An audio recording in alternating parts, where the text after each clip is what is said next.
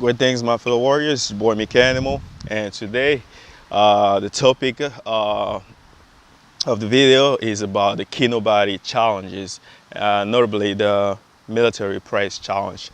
So, my issue can be split into two groups. The first group will be the regulation, the standard, and the other group is mostly what people are not talking about, which is there any good reason for those to be actually for any serious trainers? So we're gonna cover the first compartment, which is the regulation. As much as I would like to take part into these kind of challenges, the problem is there is no standardization of the lift itself. I think the press is about 60 kilogram, 135 to be done for maximum repetition.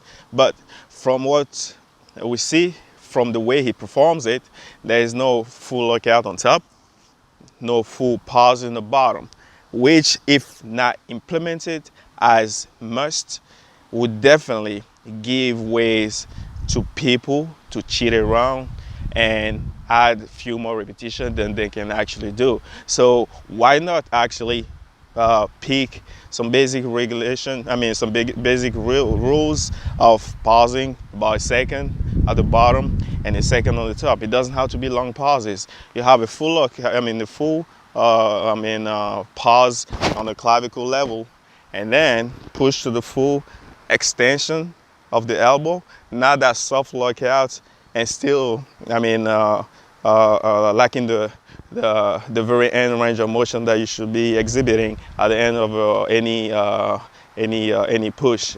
So people blaming on the fact that the elbow is tight and that they cannot exert that full extension. I see that over and over again. This exhibition from many calisthenics athletes who hide behind the fact that they can actually get a full range of motion and blame it on the elbow flexibility. You need to be able to, and that's a bad habit that's been incorporated over the years of not fully lock out. So even when you're aware of it and you are told to be adjusting this bad movement, a bad habit of you still tend to have that arms slightly locked in. And again, it's just gonna take you to understand that I have a problem that I need to address to be able to overcome it. Until you admit it, then you're always gonna be looking for an excuse not to do so. So, like I said, regulation should be simple: full pause at the clavicle level, full extension, elevation of the scapula at the end range.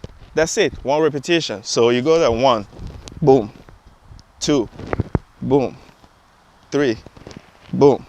Again and again. When we say second, it's not really a full second. That just means 1. If you want to go 1 Mississippi, you come down, even more respectable. But again, there should be a basic regulation for everybody to follow.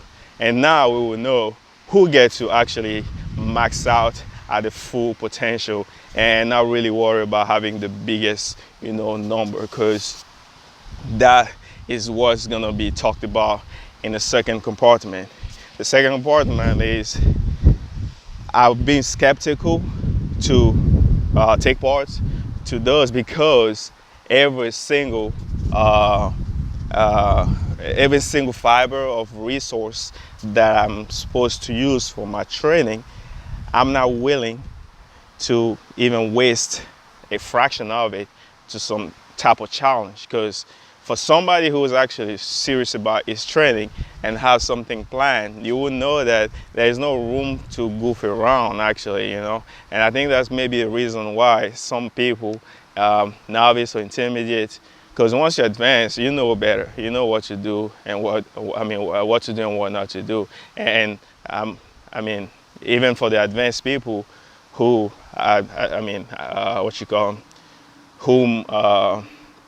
who should know better and to whom I'm addressing this, they should be mindful to remind the followers that is not to be what you call, until you know what you're doing, don't take part in those challenges. That's what I feel like people like Kinobody or more Isaf, who put out there those challenging, should remind the followers. Don't do it just because you feel like your favorite fitness guy has put it out there, especially if you're really serious about your training, because resources put into something that's not conducive to you making progress in your endeavors is not really worth it. That's why I'm really skeptical about taking those challenges, because I have a problem with recovery already. So many things I'm working on. So for me, every move I make for the past year and a half, going 2 years, has to be conducive to my progress.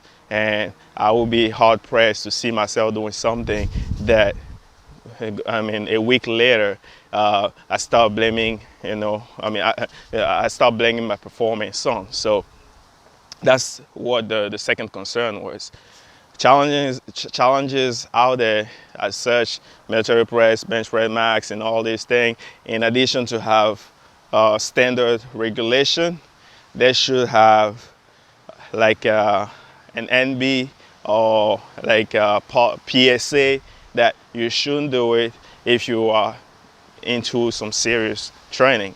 Otherwise, it will take a toll on on your normal training, and that's probably escalating to some may say I'm overstating it, but that's how I feel. Even though, okay, going for a max on the big scheme of things, it's not really gonna affect your program like that, but I feel like for the sake of being focused and disciplined, stuff like that are stuff that can distract you from your path.